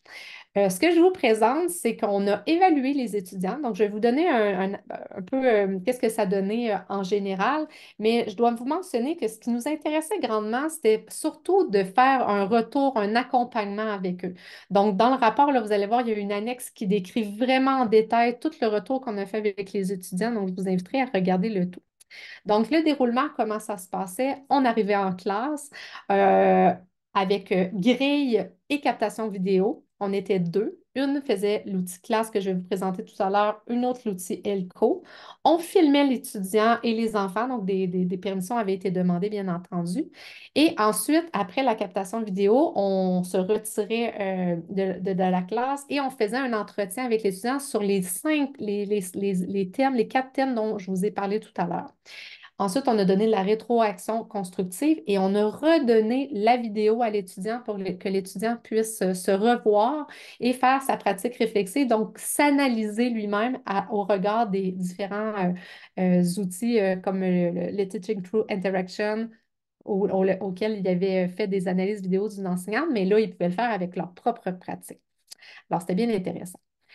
Donc, l'outil d'observation classe, je vous le présente pas en gros, mais c'est simplement pour vous mentionner qu'on devait donner notre appréciation sur différents critères, donc une échelle de Likert de 1 à 7, 6, 7 étant élevé, 1, 2 faible. Et voici tous les éléments là, que vous pourriez revoir. Et ensuite, ce que ça a donné, c'est qu'on voit, là, j'arrive avec des chiffres, là, mais je vais vous parler un peu plus qualitatif, mais pour le soutien émotionnel, l'organisation de la classe et le soutien à l'apprentissage, je dois quand même vous mentionner que les résultats qu'on a eus pourraient s'apparenter à ceux qu'on a dans d'autres types de recherches où on a travaillé avec des enseignantes en formation continue, donc des enseignantes déjà en exercice. Donc, je pense que nos étudiants ont quand même mis en pratique ce qu'ils ont appris au regard de la qualité des interactions. Donc, ce qu'on remarque, c'est que les étudiants sont généralement sensibles aux besoins et aux intérêts des enfants. On voit aussi qu'ils sont capables d'organiser adéquatement les activités, les routines. Ils ont été bien formés à ça et à bien gérer les comportements des enfants en général, mais que malgré tout, pour le soutien à l'apprentissage, quoi faire pour mettre en pratique des éléments pour soutenir le développement langagier et cognitif, ça demeure quand même complexe. Donc, je vous rappelle quand même qu'ils ont peu de cours à l'éducation préscolaire et que la formation qu'on a fait avec eux, c'était vraiment concentré en 1 an. Donc, j'aurais aimé ça pouvoir poursuivre 1, 2 ou 3 années avec eux pour pouvoir améliorer ces éléments-là. Mais bon, on pense quand même que les étudiants qui ont participé au projet, ça a quand même été aidant. Et ensuite, on a utilisé le ELCO cette fois-ci pour évaluer la qualité du langage oral et le langage écrit et avec d'autres éléments comme la structure de la classe et le programme éducatif. Donc, un autre outil très intéressant. Et, oups, c'est pas ça que je voulais faire, c'est une petite animation. Et en fait, nos résultats, grosso modo, c'est qu'on se rend compte qu'encore là, il y a des choses qui sont à améliorer. Donc, on voit que les étudiants sont capables d'organiser adéquatement la classe et le groupe, quoique la classe avait peut-être aussi été aménagée, bien entendu, par l'enseignante associée qui les accueillait en classe. Ils ne saisissent pas toujours les occasions significatives, mais on remarque un peu la même chose aussi chez les enseignants en exercice et que le langage oral est davantage soutenu que la lecture et de l'écriture. Mais ça, c'est intéressant parce on leur avait mentionné souvent, n'oubliez pas le langage oral, même si on a la maternelle, qu'ils savent parler, il y a encore beaucoup de choses à faire. Donc, c'est perçu quand même positivement aussi de ce côté-là. Alors, ensuite, pour l'objectif 3, ben, de documenter les apports du dispositif de formation sur la qualité des interactions et tout. Je pense que je vais céder la parole à Erika je pense que c'est Erika ou Pascal Erika en premier et Pascal par la suite qui vont pouvoir un peu vous parler un peu de leur expérience et tout ça. Alors, Erika, je te cède la parole. Merci Annie. Mais, bonjour, merci de m'avoir proposé de venir. Te présenter déjà un petit peu là, comment le projet s'est passé, mais là actuellement je suis rendue en 4e année de la formation initiale à l'UQAM toujours. Puis je fais partie justement là, des étudiantes qui, avant de commencer le baccalauréat, qui avaient un parcours scolaire un petit peu plus long que juste le collégial pour m'en aller à l'université. Donc j'avais fait la technique, donc c'est un peu ce qui m'avait poussée vers le projet de recherche parce que justement, le preschool, c'est un niveau qui m'intéresse beaucoup. Toutes les formations qu'on a reçues nous ont été vraiment pertinentes, super utiles pendant notre stage 2. On a eu l'occasion justement là, d'en faire une lecture indiciaire. Moi, c'est ce que j'avais fait justement la journée que j'avais été observée, puis j'avais trouvé ça vraiment intéressant. Le fait que l'équipe aussi soit super diversifiée, ça m'a permis un peu de voir comme l'envers de la médaille euh, de tout ce qui se passe dans l'université, tout ce qui est le côté recherche, parce que dans la formation initiale, c'est pas nécessairement un côté qu'on a l'occasion de voir. Puis justement, à la fin de ma 2e année, quand cette partie de projet-là a été terminée avec nous, ben, j'ai eu l'occasion de continuer avec Annie dans un autre projet, puis cette fois-ci d'être de l'autre côté justement là, de la médaille. J'ai pu travailler avec Lucie Elko, avec lequel on avait été observé. Fait que ça, j'ai trouvé ça vraiment intéressant. Ça m'a permis un peu de voir plus en profondeur justement tous les éléments qui sont présents dans une classe de maternelle qu'on doit travailler, qu'on développe. Et le projet m'a permis, on nous a offert un petit spécial pour les étudiants de la recherche de faire notre stage 4 à la maternelle, chose que j'ai acceptée. Donc, je suis actuellement en train de faire mon dernier stage dans une classe de maternelle, 5 ans. Puis, je trouve ça super le fun parce que ça me permet de réinvestir un petit peu tout ce que j'ai travaillé dans le projet, tout ce que j'ai appris. Puis, j'ai la chance aussi d'être jumelée avec une mentor de mon centre de service. Donc, je trouve ça vraiment intéressant parce que ça nous permet de s'apporter chacune des éléments des deux côtés. La recherche aussi m'a permis justement là, de travailler avec Annie. Ben, ça m'a ouvert d'autres portes. J'ai fait un projet de recherche avec Madame Sylvestre à l'Université Laval. Fait que ça, c'est vraiment chouette parce que dans la formation de base, c'est pas nécessairement quelque chose qui nous est proposé à tous les étudiants. Donc, ça a été vraiment très pertinent de pouvoir ajouter ces corps-là à mon arc. Puis là, ben, pour la suite, le programme s'achève incessamment, là, d'ici 2 mois, je vais avoir terminé. Puis pour la suite, ben, tout ce projet-là m'a ouvert vers que ce soit la maîtrise ou les DESS. Là, je suis en train d'observer toutes les opportunités qui s'ouvrent à moi parce que ça m'a vraiment intéressée. Puis justement, là, je pense que c'est pas tout le monde qui sait qu'est-ce qui est possible de faire avec la recherche. Puis voilà, fait que j'ai trouvé ça super intéressant de pouvoir pousser là-dedans. Puis je pense que je vais continuer mon parcours à ce niveau-là. Merci beaucoup, Erika. Merci. Je vais maintenant céder la parole à Pascal-Dominique Chaillet, qui est notre co-chercheur du milieu qui était l'UQAM. Alors, merci Annie. Alors, je suis professeure invitée à l'UQAM et j'ai eu la chance et un privilège de participer à cette recherche-là en tant que professeur invité. Donc, je me suis joint à l'équipe, excusez-moi. Et ça a eu beaucoup de retombées positives, autant pour moi que pour les étudiants et pour aussi tous les documents et toute l'équipe de superviseurs, parce que je coordonne aussi l'équipe de superviseurs de la formation pratique de l'éducation préscolaire là, de l'équipe. Alors, toute cette réflexion-là, toute cette chance-là, les étudiants étaient vraiment en vedette dans cette recherche. Les étudiants ont été super généreux de leur temps, ils se sont investis. Les chercheurs aussi qui ont participé à cette recherche-là venaient de partout avec une expertise incroyable. Donc, pour moi, c'était aussi un très grand privilège d'enrichir mon bagage sur toute l'expertise de chacune des personnes qui sont venues. C'était une équipe aussi très respectueuse parce que les étudiants, lorsqu'ils arrivaient, tout le monde était considéré sur le même pied d'égalité. Donc, les étudiants nous apportaient autant que les personnes chercheurs qui arrivaient. J'ai eu le privilège de participer à toutes les rencontres. Donc, j'ai organisé mon horaire pour pouvoir être toujours présente par rapport aux rencontres. Donc, j'ai vu l'évolution. J'ai vu aussi la richesse que les étudiants avaient au niveau de leur expertise qui poursuivait leur développement sur l'éducation préscolaire, sur la richesse de ce programme. J'ai eu aussi le privilège, grâce à Annie, là, de me former pour classe. Et cette certification-là m'a permis aussi de tout revoir les documents que je donnais aux superviseurs pour vraiment diversifier là, tous les aspects pour s'assurer qu'on ait une qualité d'interaction au maximal et le soutien et tout ça. Donc, pour moi, ça a été vraiment un très grand privilège. Donc, puis il n'y en a pas beaucoup de recherches. Alors, je lance un petit cri à à tous les chercheurs qui s'adressent particulièrement aux étudiants qui sont en formation et qui veulent développer un peu plus leur expertise puis enrichir leur bagage. Donc, on n'en voit pas beaucoup ce type de recherche-là. Alors, j'ai eu ce privilège de participer avec Annie et tous les autres chercheurs, évidemment, qui étaient présents. Puis de faire le mariage aussi entre la formation pratique, parce que je suis engagée pour la formation pratique, et tout l'aspect théorique et tout ce mariage-là pour que ça fasse une symbiose ensemble. Donc, c'était très riche. Alors, voici mon petit partage. C'était une expérience très enrichissante. Merci beaucoup, Pascal, Dominique. Donc, on se rappelle que dans les recherches-actions, on doit avoir des co-chercheurs du milieu. Donc, on avait Pascal Dominique pour l'UQAM et on avait aussi Cindy qui était pour le milieu, donc une enseignante à l'éducation préscolaire.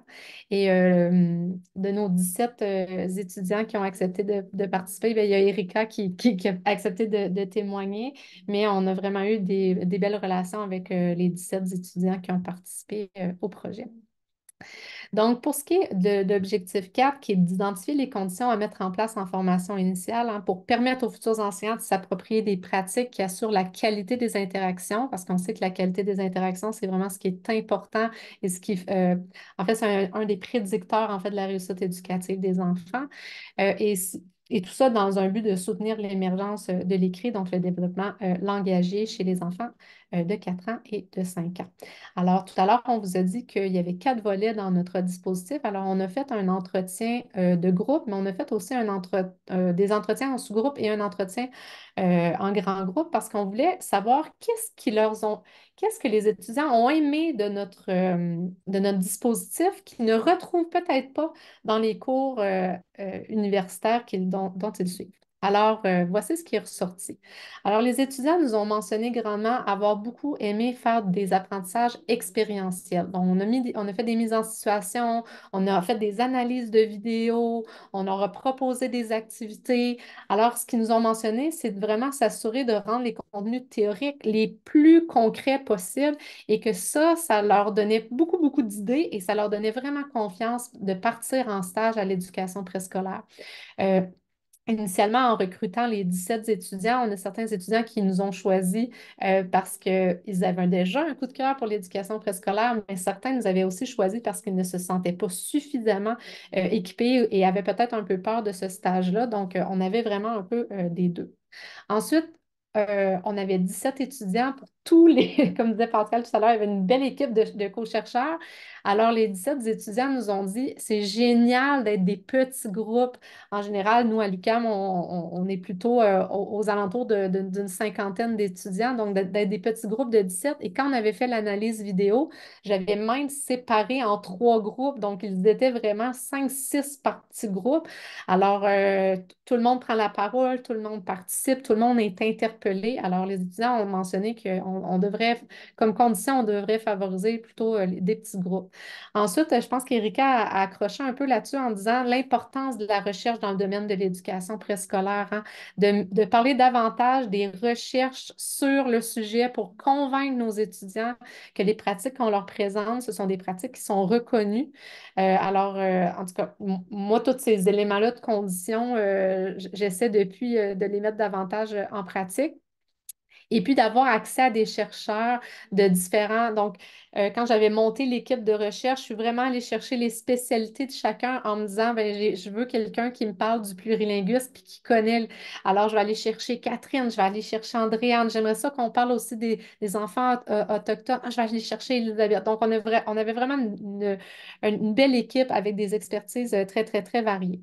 Donc, ça, c'est quelques conditions que les étudiants nous ont mentionnées, mais je pense que ça serait intéressant de les conserver pour améliorer notre formation initiale.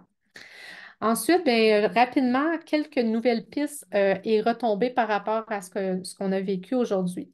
Donc, on s'en parle des fois avec Pascal Dominique, notamment, donc avoir un besoin de connaissances. Donc, quant à la formation initiale en lien avec l'éducation préscolaire. Mais on s'est dit, ah, c'est vrai qu'à l'éducation préscolaire, en stage, on a utilisé l'outil ELCO, puis on a utilisé aussi l'outil classe.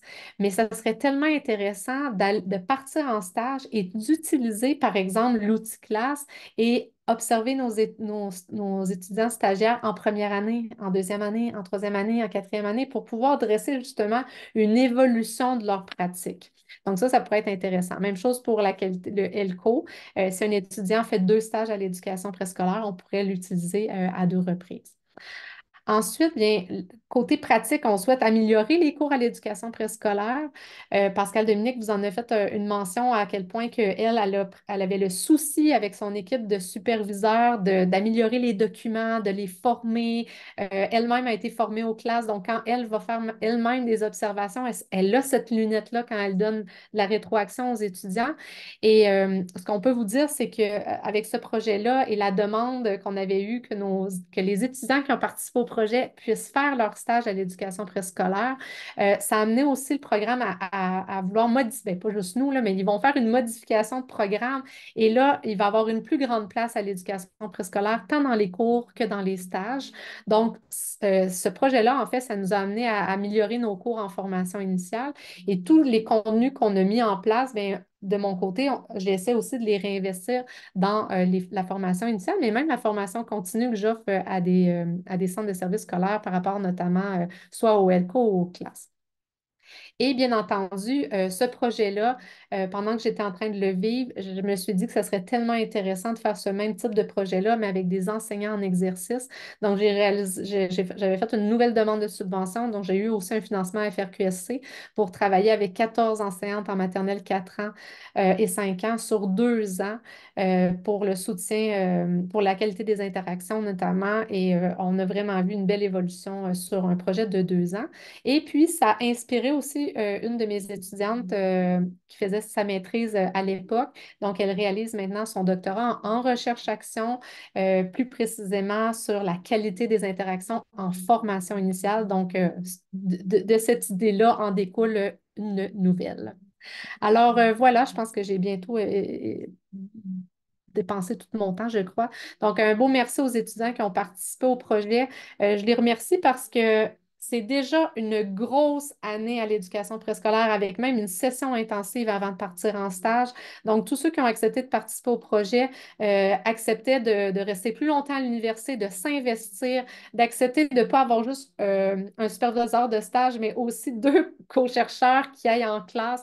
Donc, ça aussi, merci à l'équipe de co-chercheuses sans qui ce projet-là n'aurait jamais été aussi extraordinaire parce que l'expertise de chacune a vraiment été super gagnante.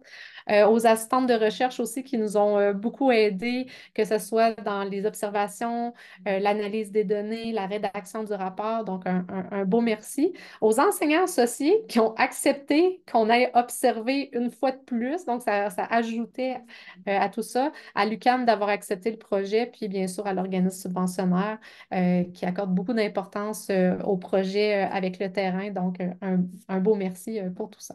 Alors, voilà. Je suis prête pour la période de questions. Un grand merci pour cette présentation très dynamique. Puis, il faut aussi mentionner le grand soutien de notre partenaire, hein, le ministère de l'Éducation, dans le financement de projets comme ça de recherche-action. Donc, vraiment, vous êtes un bel exemple. C'est agréable de voir tout ça. Je vais laisser tout de suite la parole à Caroline pour les questions et je reviendrai si jamais il reste un peu de temps. Oh, Caroline, c'est toujours le micro. Voilà, Désolée, le désolée. classique. Oui. Alors, merci beaucoup, Annie et toute l'équipe d'être venue cet après-midi nous parler de ce projet de recherche action très intéressant. On a des témoignages positifs dans la conversation. Madame Déby Payette s'exprime, elle dit quelle richesse pour la formation et le développement de compétences. Cet accompagnement de la théorie à la pratique est une modalité gagnante pour la mise en œuvre de pratiques efficaces en classe. On souhaite voir plus de ce type d'accompagnement à la formation initiale. Une question aussi de la part de Madame France Charbonneau. En quoi consiste la lecture indiciaire? Vous l'avez abordé rapidement. Oui. Alors, pour en savoir davantage, là, je vous invite à lire les écrits de Hélène Turgeon, E-L-A-I-N-E. Donc, plus précisément, la lecture indiciaire, donc pas incendiaire, mais bien indiciaire, c'est vraiment, en fait, certains vont penser que ça ressemble un peu à la lecture interactive, c'est-à-dire qu'on va interpeller énormément les enfants, donc on va les inviter à interagir tout au long de la lecture, mais dans indiciaire, on a le petit mot indice. Donc, on attire l'attention des enfants sur les différents indices qui sont présents soit dans les images de l'album ou d'autres indices qui peuvent se retrouver dans le texte. Donc, on attire vraiment l'attention des enfants. Par exemple, Hélène avait présenté l'album Le Roi Bougon. Et si vous le connaissez de Philippe Béat, cet album-là, on voit un roi qui est vraiment fâché sur la page couverture et on emmène l'enfant à regarder l'image et avant même de leur dire le titre du livre, qu'est-ce que vous voyez? À quoi vous pensez que le livre va discuter, mais c'est vraiment d'aller chercher tous les indices qu'on peut retrouver dans le livre. Donc, c'est une variante un peu de lecture interactive, mais très, très, très intéressant. Plusieurs de nos étudiants nous ont même dit, on avait des étudiants qui avaient des enfants qui nous ont dit, je vais expérimenter le tout avec mes enfants le soir, puis comme ça, quand je vais arriver en stage. Mais je sais, comme Erika disait aussi que c'est l'activité qu'elle avait réalisée, plusieurs de nos étudiants ont vraiment réinvesti les pratiques qui ont été vues dans le cadre du stage. Bien, merci. J'invite les gens à poser d'autres questions. Moi, je vais en poser une davantage. Est-ce que ce projet de recherche-là a eu des incidences sur justement à l'UQAM en formation initiale, notamment sur le nombre d'heures de cours à l'éducation préscolaire? Est-ce qu'il y aura des retombées de la sorte? Oui, tu veux-tu parler, Pascal?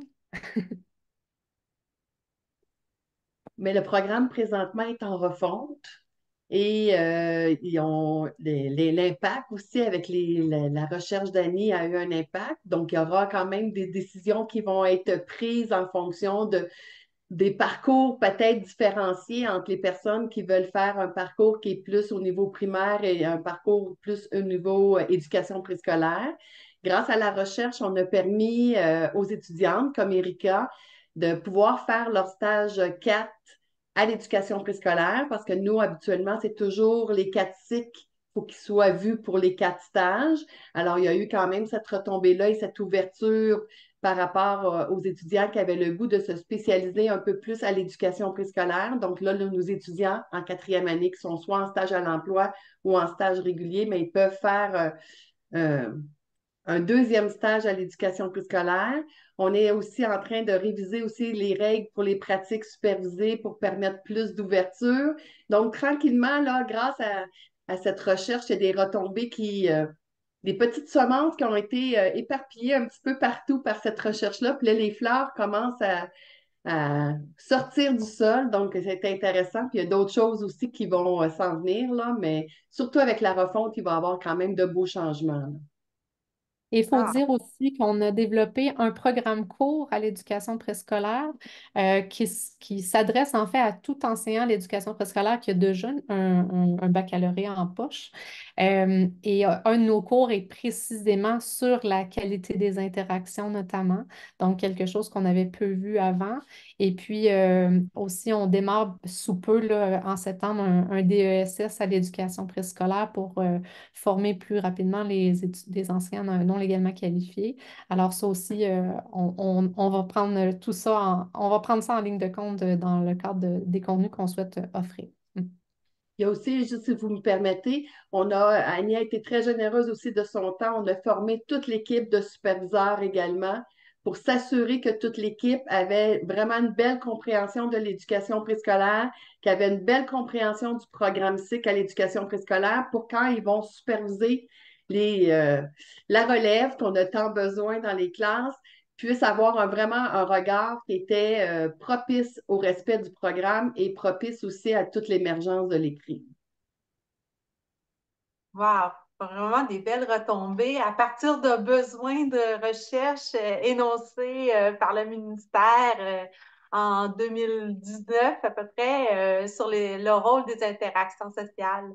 C'est Mhm. vraiment, c'est vraiment enrichissant. Une question de la part de Audrey Patry. Bonjour, je suis ergothérapeute dans le milieu scolaire. Lorsque j'accompagne les enseignants au préscolaire et au premier cycle, il y a souvent beaucoup de questions concernant les meilleures pratiques pour apprendre le geste graphomoteur à l'écriture. Est-ce que l'aspect du geste d'écriture a été abordé dans les réflexions des étudiants ou dans le cadre de la formation? Non, on n'a pas abordé le geste d'écriture. Par contre, ce qu'on a abordé, par exemple, c'est l'importance de la graphomotricité. Donc, tout ce qui relève du graphisme à l'éducation préscolaire et du développement de la motricité fine pour travailler nos petits muscles des doigts pour éventuellement que ce soit plus facilitant pour apprendre la calligraphie, qui est quelque chose qui appartient à la première année. Donc, à l'éducation préscolaire. Donc, oui, on s'est appuyé sur le programme pour pouvoir s'assurer d'arrimer le tout. Mais non, on n'a pas fait ça. Par contre, je dois quand même vous mentionner que dans nos échanges qu'on a eus avec les étudiants lors des entretiens en sous-groupe et en grand groupe, les étudiants nous ont mentionné quand même avoir vu cette tension-là dans leur stage à l'éducation préscolaire entre l'éducation préscolaire dans une approche développementale et dans une approche davantage scolarisante. Donc, on a eu la chance d'en discuter avec les étudiants, mais oui, ils ont senti, entre autres dans leur stage, qu'il y avait cette tension-là qui pouvait.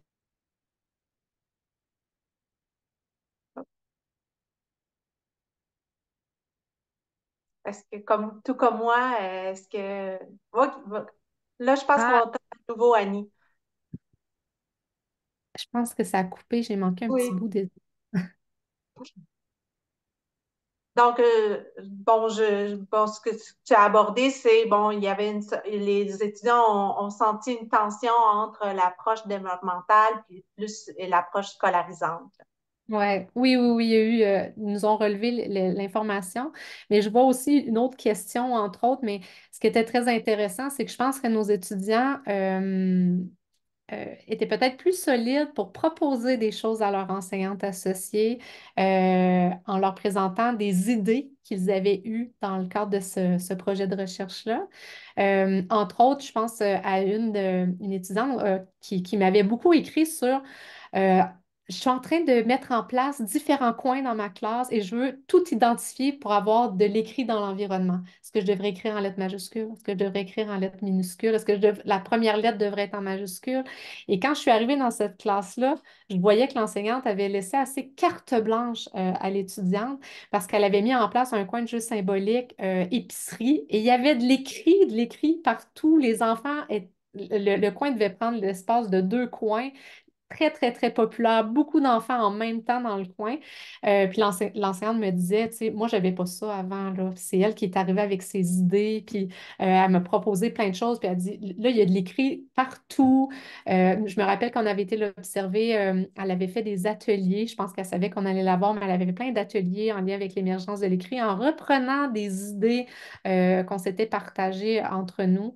Donc, certaines enseignantes associées nous ont dit que ça avait eu un apport rapport sur l'organisation physique de la classe, mais aussi les activités qui étaient proposées. Certaines ont mentionné, entre autres, ça fait longtemps que c'est vrai, je faisais plus ça le message du jour, mais là, elle m'a redonné le goût de faire le message du jour parce qu'elle m'a expliqué tout ce que l'enfant pouvait apprendre en peu de temps dans une activité comme celle-là.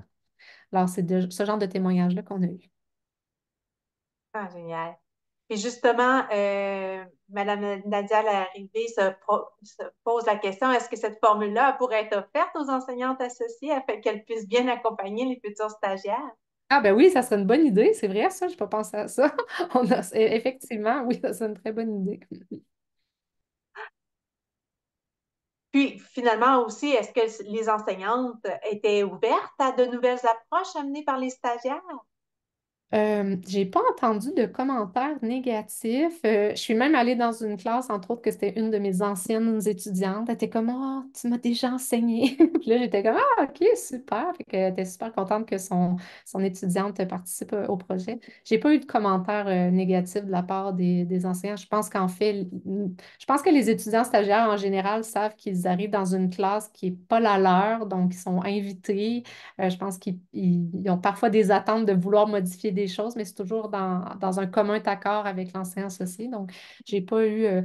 Mais j'avoue qu'on aurait peut-être pu interviewer aussi les enseignantes associées par rapport à leur implication. Pascal, tu as levé la main, je pense que tu voulais dire quelque chose. Oui, je vais ajouter quelque chose parce que les enseignantes associées me disent souvent, parce qu'en supervision, souvent elles sont gagnantes avec les nouvelles idées des étudiants. Quand elles sont réceptives, bien, les deux côtés mutuellement s'enrichissent. Donc, moi, c'est souvent le commentaire qui revient, là. Puis une question similaire là aussi, quelle était l'ouverture là, comment était perçu l'outil d'observation classe ou ELCO en classe par les enseignantes, tu sais?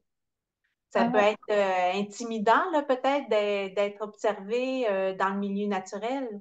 Ben, les enseignantes n'étaient pas observées. C'était vraiment les stagiaires qu'on venait voir. Puis je dirais que dans la majorité des cas, parce qu'on s'est partagé les observations, là, mais je pense que moi, ils sortaient du local. Ils restaient même pas pendant le.